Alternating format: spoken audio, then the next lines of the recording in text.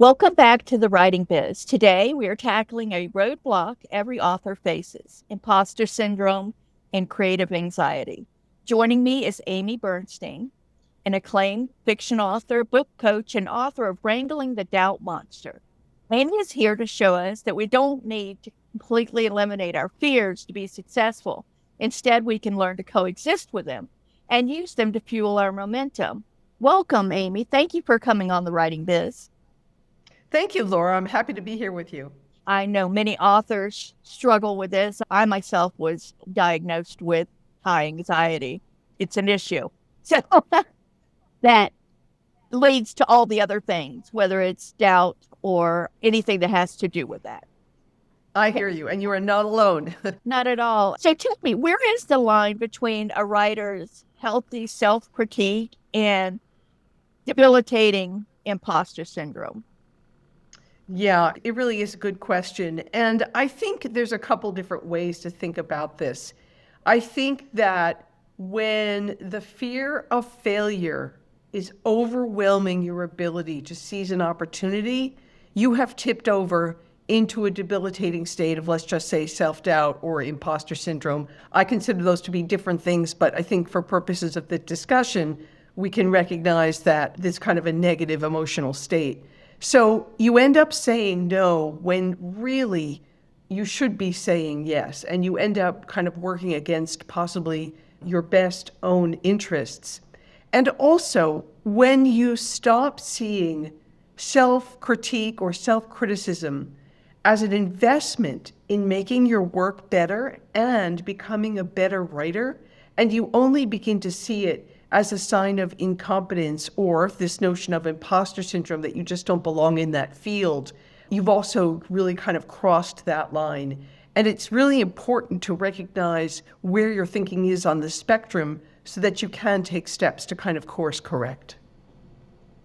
So moving from writing to marketing, your work can trigger imposter syndrome. How does the doubt monster change when a writer shifts from creating to promoting? Yes, I mean, marketing is the dirty word for so many writers, isn't it? Well, let's acknowledge that creating, particularly writing, is very much a solo activity, right?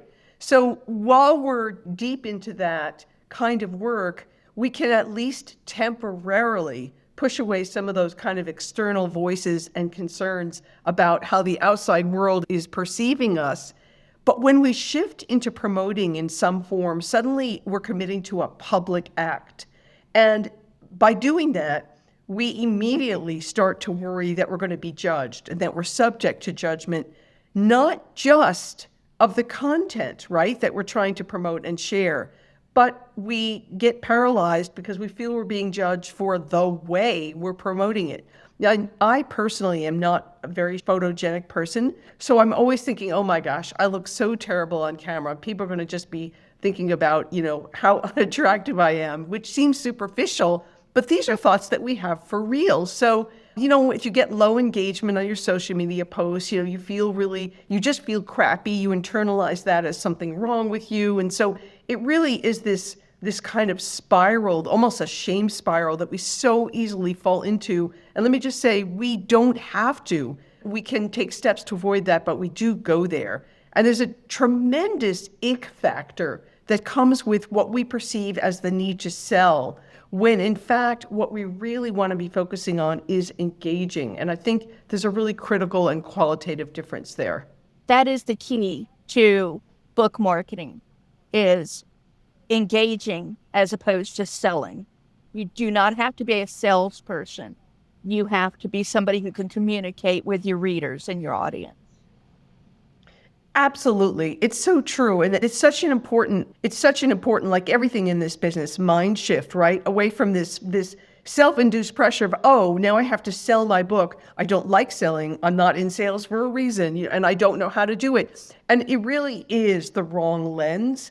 And what we should be thinking about is, my book is interesting, the content is interesting, and such interesting discussions arise from reading this book. How do I simply find people in real time, in real space, or online where we can have real conversations around the content? And that's not selling at all. That is engaging. And I love it. It's a very joyful endeavor. You don't have to do you don't have to show your face if that's what your issue is.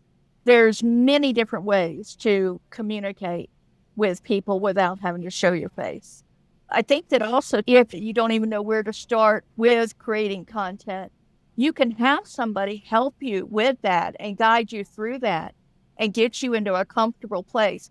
Either they help you to create the content or they teach you how to do it and show you how to really use your book as a tool. Yeah, I can offer a great example of that because for my new novel, Tent City, I created what I call a book club kit, which is a fairly rich and robust discussion guide for book clubs and for book club leaders.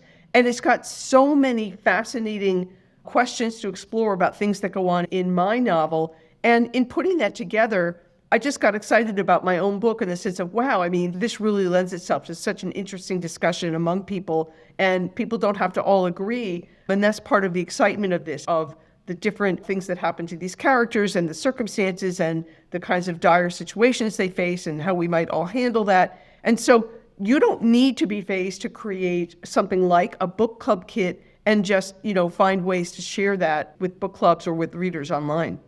When you said that, also gives me ideas that you could repurpose all that content that you used to build that book club kit into social media. Mm-hmm. So that's really good. I always think about how could you repurpose things that you've spent a lot of time building, and that's one of them.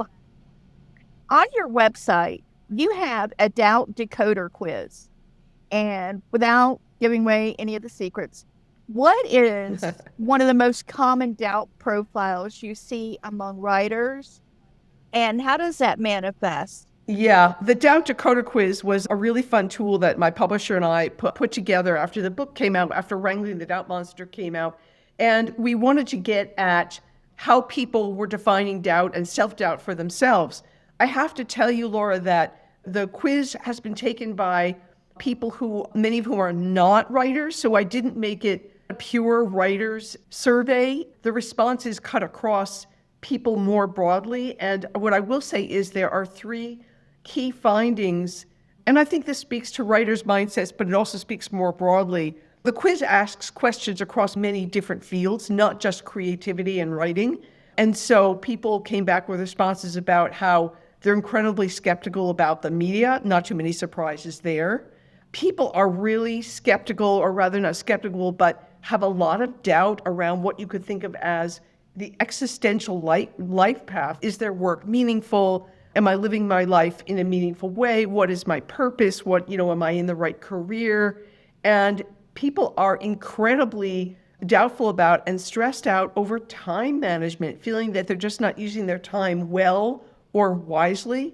And so I think writers experience these things just like anyone else, but I do think that self-doubt among creatives is almost a special thing unto itself, where these kinds of things may be on the list, but they're kind of other things beside. You see it so much, and it's a shame because it holds people back from actually finding their thing in life. I also talk to artists in different mediums all over the country and sometimes all over the world. And there's no question that one of the things that's at work here is that most of us are living in a culture that prioritizes efficiency, money, power, and title, as well as this notion of the hustle culture. Get it done fast, get it done the most efficient way.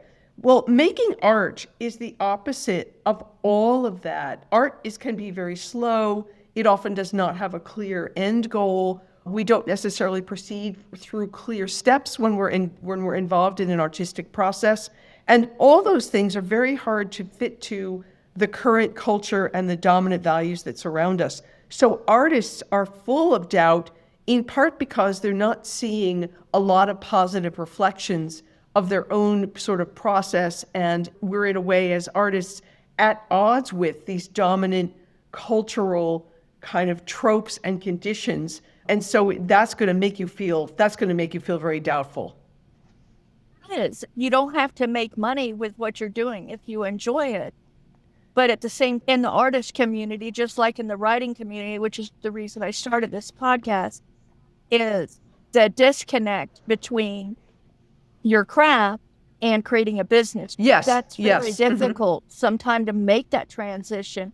I see samples of lovely writing, and that person doesn't see the potential to go further with it because they don't understand how to take those steps and how to start a business and making that shift. And I really think that it starts at the very beginning with what we're discussing today is the imposter syndrome, thinking that they're not worthy to move Right. forward.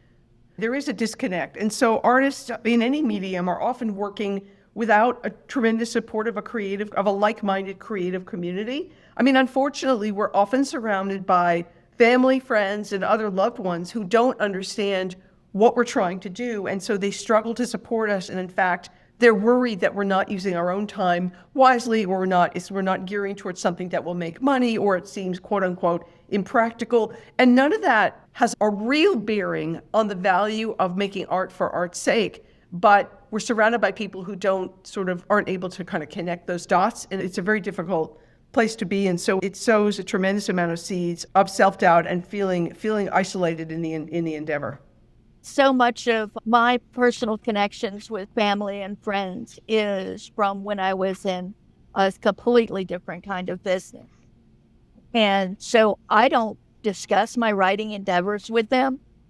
I'm 99.9% sure that most of them have no idea that I do podcasting or blogging or any of the things I've done for years. I mean, the personality that I've built on social media platforms and online, they have no idea who that is.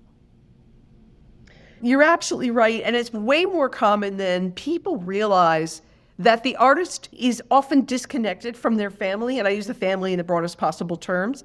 It is striking how we can be surrounded by people who've known us maybe our whole lives, and yet they have no clue and no way of empathizing and connecting to artistic activity that we're undertaking. And they're not particularly interested. I have experienced this in my own family on so many occasions that I know it to be true. They just don't really care, or they don't know what to ask. And so one of the pieces of advice that I give creatives all the time is make efforts to surround yourself with true allies who understand art making and who value art and who value the messing of this and open-endedness of these processes. Surround yourself with those kinds of people and institutions, and you're going to have to distance people who are functioning like adversaries even when they love you, because artists need and deserve to be surrounded by support and encouragement. Absolutely. I've been playing around with the idea of starting a community for the writing biz because I think there's some value in that.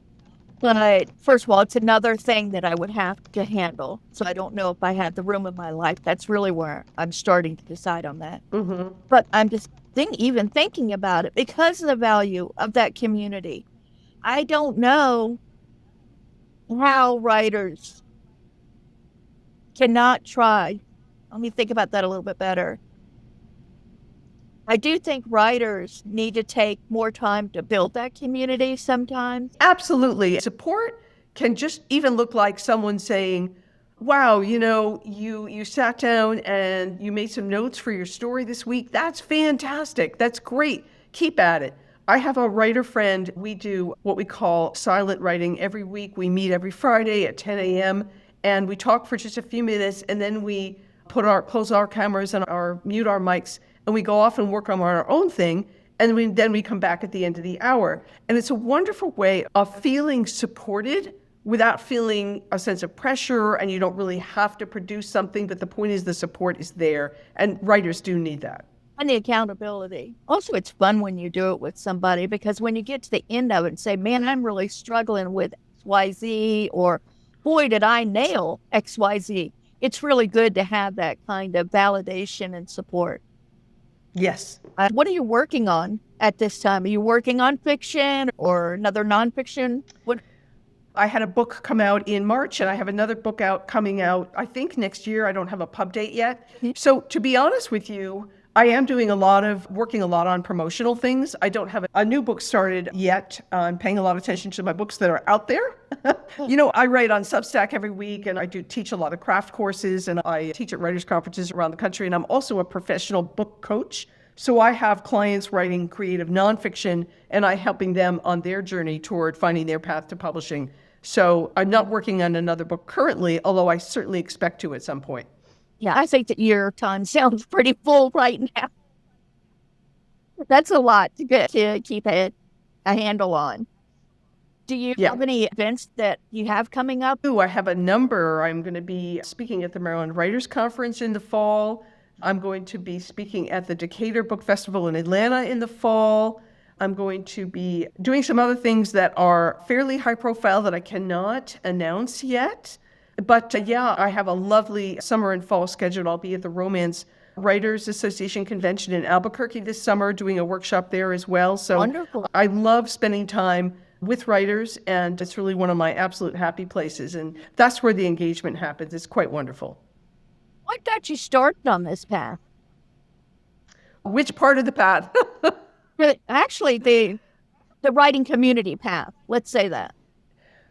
Well, I realized when I pivoted toward a more full-time creative writing career sometime in the last, I don't know, six years or so, somewhere around the pandemic, I kind of made that pivot or that commitment to write really creatively full-time and figure out what that would mean. I quickly realized that much as I'm comfortable just, staring at my computer at the blank page and trying to write and doing all the things that we do alone, even though I'm an introvert, I do have that extroverted side that takes great joy from communing with other creative people and other writers. And I found that I had something of a knack for teaching writing craft, making it really clear to other writers, techniques and examples and tools, and inspiring people. And so I've embraced that very fully, and it feeds me a great deal so that I can go back to, all the time that we spend alone. So it's been a gradually developing kind of process. I like how you said that it helps to feed the time that you're alone. I'm an introvert extrovert, so I do my best work by myself, but I support that work with extrovert type Right. time, and it helps. It helps with both. Like I said, I have high anxiety, so I do over prepare. But that also helps because people appreciate what I do more. So Right. I always work to try to be better, but then there's those days. Yes, I over prepare for all of my workshops so that by the time the workshop starts, I'm in such command of that material and how it's going to flow that I can be comfortable and sort of in the moment. And it's very important feeling. And over preparing is not such a bad thing. When you map your journey and there's a detour that you weren't expecting, it helps to have that map because you know how to get back to where you were or how to take advantage Right. of the detour. And that goes for anything, whether it's building your business or preparing for a speaking event, anything like that. I am a firm believer in mapping things out. And you do not have to have that analytical brain to do that. You could just do mind maps or draw pictures, but you can figure out how to get from point A to point B. And it really does help, especially if you have doubts or if you have ADHD or anxiety or anything like that. It helps to do that. Yes, agreed. So what's one small action a paralyzed, doubt-filled author could take today to build momentum? Right. Well, I think this really it's a mindset shift that starts with acknowledging to yourself, even out loud in the mirror, that you have intrinsic value as a creative person.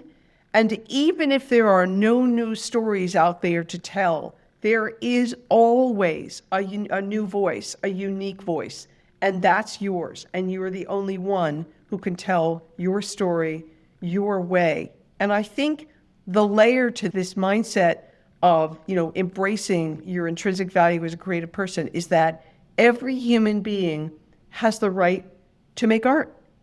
And that includes the self-doubting writer who's wondering, whether they have permission to go forward or whether it's something they should be doing because couldn't they be spending their time so much more, quote, productively? And the answer is no. Making art, writing, is an extraordinarily productive thing to do, and it's a human right. And I think we all have to start by giving ourselves that permission. I love that it's a human right. That's a very powerful way to think about it. Let me ask you another question. Do you find that learning helps to combat the self-doubt and the imposter syndrome? So if you're writing a book, but learning how to write better, learning how to outline better and plot better, do you think taking the time to do that learning helps to build your confidence? Well, I have deeply mixed feelings about this, and that is because I know so many writers who fall into analysis paralysis because they spend all their time studying craft, and what it really is stopping them from their own attempts. In other words, too many people hide behind the instructions as if they read one more book or one more article or take one more workshop, they're going to crack the nut. Whereas with writing, of course there's craft to learn, and I believe that as I teach it. But you really just have to write, and you have to write a lot, and you have to read a lot. And so I think you can do yourself a disservice by leaning too hard. I say that as a craft instructor, but by leaning too hard into the learning part. That's an extremely valid point to make. You have to know when to take the learning and apply it. At the same time, you should never stop learning. You should never say, oh, I'm done learning about how to write, and this is what I'm going to do. It changes all the time. New information comes out, or things that may just light a light bulb in your mind. So, yes, you have to be extremely careful of that writing or learning paralysis, whichever one it is. Yeah, and with writing, experience really is the best teacher. The more you write, the better you can get at it, the better you can get at doing it, the better you can see where you need to revise and rewrite. And the better you get at accepting very constructive feedback. So, it's a lot of practice. I'm glad I asked that question because it's interesting to see it from both viewpoints to understand the value of starting and stopping and learning how to write. That's interesting. Yes. Yes. Is there one mindset shift you want every creator, every creative entrepreneur to walk away with after reading your book or listening to this episode? What would that be?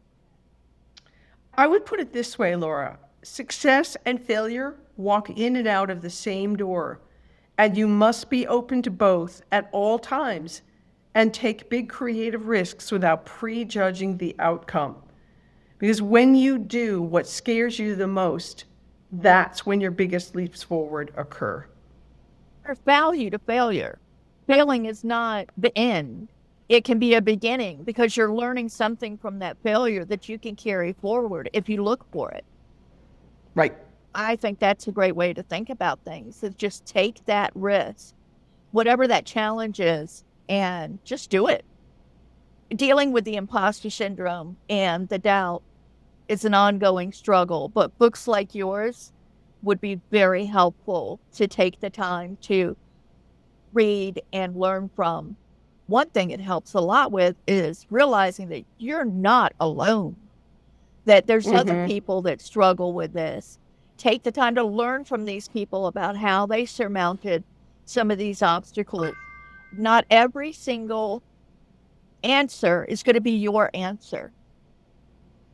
So I think that's a great place to start. Your book gives applicable information that you can apply to your own life, and it'll help you in so many other areas of your life as well. Thank you for that. And above all, I really wrote Wrangling the Doubt Monster to, first of all, wrestle with my own self-doubt and to inspire other creative people to realize that we can walk with doubt, even if we can't banish it. How do you recognize imposter syndrome or doubt in yourself?